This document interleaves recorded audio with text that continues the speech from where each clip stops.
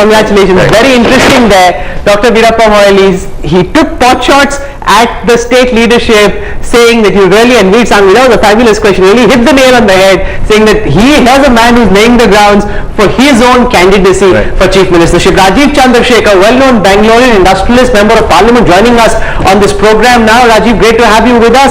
If we look at Bangalore and how Bangalore has voted, it would seem that despite the Congress registering huge gains in other parts of Karnataka, in Bangalore the Congress had a rather tepid sort of response. They didn't get the sort of returns they've got elsewhere. What do you attribute this to, Mr. Chandrasekhar?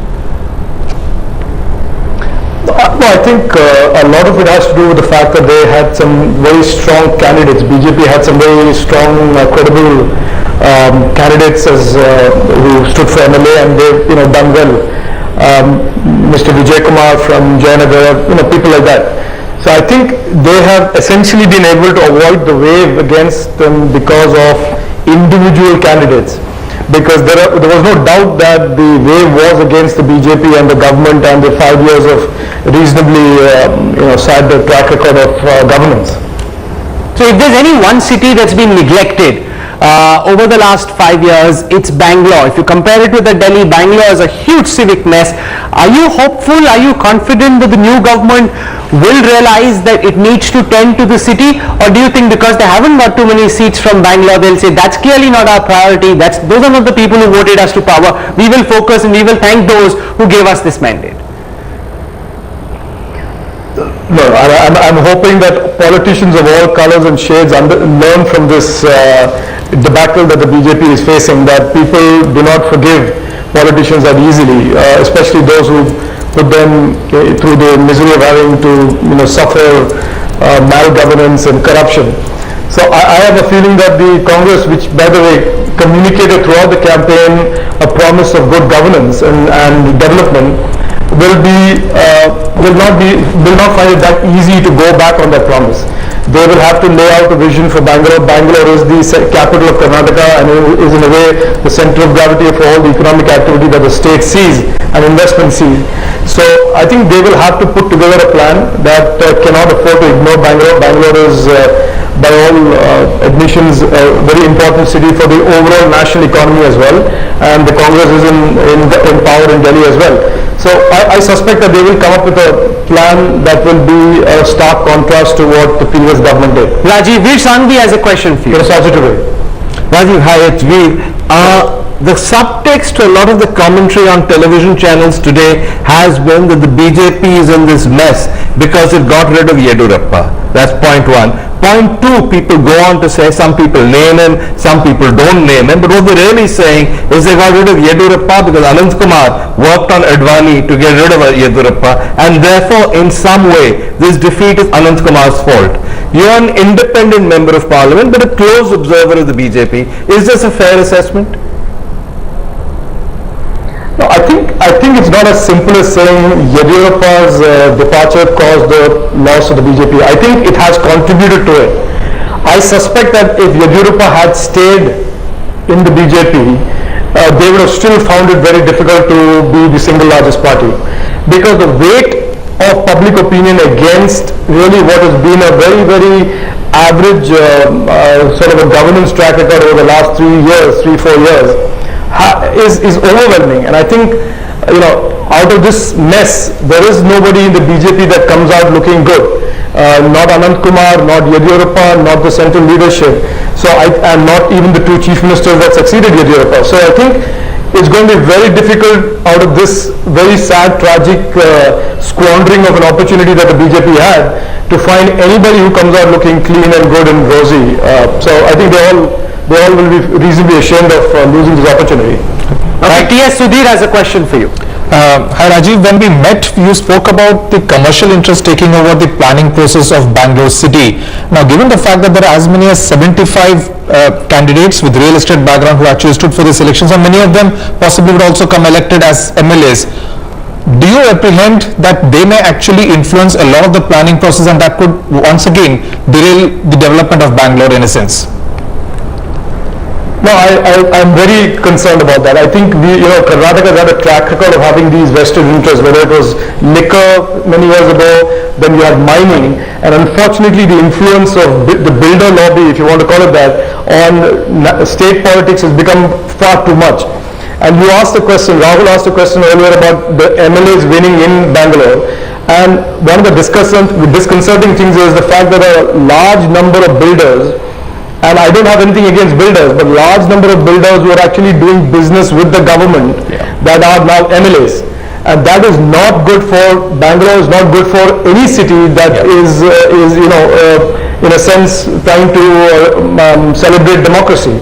This vested interest has to be an issue of reforms that the new government has to address. Stronger disclosure of interest, prevention of conflict of interest between MLAs, building interests and the city government. These are things that we will definitely push for and in a sense either coax the government to embrace or shame them to do it, because this cannot continue and it must not continue. Okay, Nalini Singh has a question for you, Rajiv. Rajiv Chandrasekhar, it is seen that parties riding a wave seem to field richer candidates. So do you think that if a candidate has a higher declared net worth than his or her opponent, his or her chances of winning are greater? Does money count? No, I'm not so sure. If you see the ADR, the Association of Democratic Reforms disclosures on all the MLA candidates before the elections, actually the candidates who had the sharpest increase in net worth were from the opposition.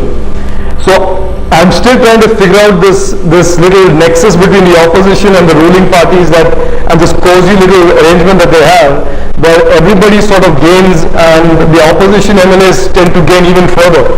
So I'm not so sure that this richness has anything to do with only the ruling party. I think it is cutting across parties. Yeah. Sorry, I'm just saying that you are not unfamiliar with wealth yourself. So does that help? Does money count in elections? The ability to be able to squander or to invest money in politics, in elections. Does that help, having money?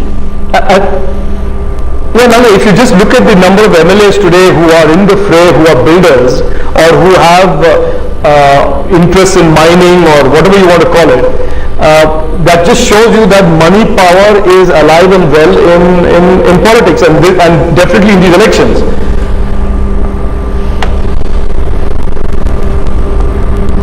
Okay, reactions coming in. Siddaramaiah of the Congress now reacting. Let's listen in to what he has to say. Involved in so many scandals and misrule and non-performance of the government. What are the challenges in front of you now? What are the challenges in front of you now? For Congress party, the challenges, the big challenges are there before the Congress party, because we have to give a clean administration, we have to give a corruption-free government, we have to give a pro-people government. Do you think this victory will reflect in the national Yes. I thank Sonia Gandhi ji, I thank Rahul Gandhi ji, I thank Manmohan Gandhi ji for having come over here and campaigned for the Congress party, and I thank our leaders. Do you think this victory will reflect nationally?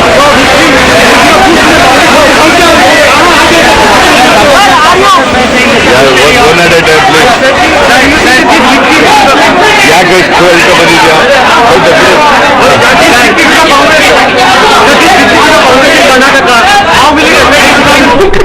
Was that a telling Freudian slip? I thank Manmohan Gandhi ji, says Siddaramaiah. Interesting that as of now, as someone who's vying for the Chief Minister's post, Siddaramaiah is also, of course, paying obeisance to the Gandhi family. One wonders just how much the leadership question in the state of Karnataka is going to be directed by the Gandhi family. But that's a separate question. Let me just come back to Mr. Rajiv Chandrasekhar. Mr. Chandrasekhar, there's a fundamental question that arises now. For the BJP, it's not just about loss of face, but many people also say loss of credibility. You've been in power in Uttarakhand and now in Karnataka, and you've lost both places. and this is a party that's looking at the 2014 elections as presenting itself as an alternative. Isn't that the more disquieting feature of this result? Well, I can't speak for the BJP because I'm not in the BJP. But if I was advisor or observer of them, which I am, not advisor, I'm an observer of them, I would think yes. I think this is not an easy defeat to just talk your way out of. This is fairly fundamental. A party that has positioned itself as a development party has lost on essentially grounds of malgovernance. So I think they will need to fix their narrative. They will need to fix what they are about and go out there and make a more compelling case, because this is not a small setback. This is a pretty big thing. Okay, Ashok, Malik has a question for you, but before that, Mr. Narasimha has an interjection. See, BJP is losing elections, winning elections is a part of the game. But I think the last two elections that we have lost, both Himachal and Uttaranchal. By the way, we won a big victory in Gujarat, that also should not be lost sight of. The two elections that we have lost them narrowly. We've lost them, Uttaranchal was lost by a whisker. This is a big defeat. But therefore, the point that I was making earlier, it's not because people have voted against the BJP. It is because of the division in the BJP vote. And therefore, it has some kind of, I think, when the party bosses sit down to review the results, they would certainly understand what is the message that is coming out. As I stated earlier, I still hold my ground that had BJP stuck with Yediyurappa, we would have done much better today, possibly given the Congress party a run for its money. But the leadership has made a conscious decision to take the steps that they have taken. And therefore, I think the BJP would not regret it. The election was lost with complete understanding that this would be a setback. Ashok Malik has a question. Hi Rajiv, Ashok here. The nexus between politics or to various states of India. But what we've seen in Karnataka, and perhaps to some degree Andhra Pradesh, which is a neighboring state, in the past few years, is resource barons, especially mining barons and real estate barons, virtually buying into parties and taking control of politics, of becoming MLAs themselves. Even with all the hostility and criticism of the mining mafia and the Reddy brothers in the BJP era, the Congress put up someone like Anil Lad in Bellary city, who is also an infamous mining don. So the influence remains pervasive and across parties. What makes Karnataka politics so unique or so egregious in terms of the influence of resource barons and the mining lobby? I don't know. I don't know how to answer that, because I don't know if it's particularly unique to Karnataka. But why it is important looking forward, and this is where I sort of disagree with Narasimha, is that the 2014 debate, it is pretty clear that the elections the Indian elections are going to be fought on primarily an issue of corruption and governance. I think we are all fairly accepting of that. And in that context, the Karnataka loss creates a problem for the BJP to be a credible participant in that debate of corruption, better governance, we are a party with a difference, etc., etc. So I don't know how to answer, Ashok, your question about why is this particularly unique to Karnataka, because I don't believe it is unique to Karnataka alone. I see this in Maharashtra, I see this in Andhra Pradesh, I see this in Tamil Nadu, I don't see this in Kerala, but I see this in many other states. So I don't think it's particularly unique to Karnataka. But the issue for 2014 is going to be of corruption, and that is why it becomes more important now that this nexus is addressed. If 5 years ago the country wasn't as obsessed about clean politicians and corruption, but now we know in 2014 that is going to be the issue. Okay. People are not going to forgive. Stay with us, Rajiv. We need to slip into a very quick break. We'll be back We'll get more key newsmakers. We'll be looking very closely at the result from Karnataka, and in just a while from now we'll also know what the Supreme Court has to say about Ashwini Kumar, because the focus this afternoon could change very significantly if the Supreme Court comes out with an adverse, either verbal or written order against the law minister. So there's lots more excitement lining up this afternoon. We're heading into a break. We're back with the Deccan Walk on the other side. Back in a moment.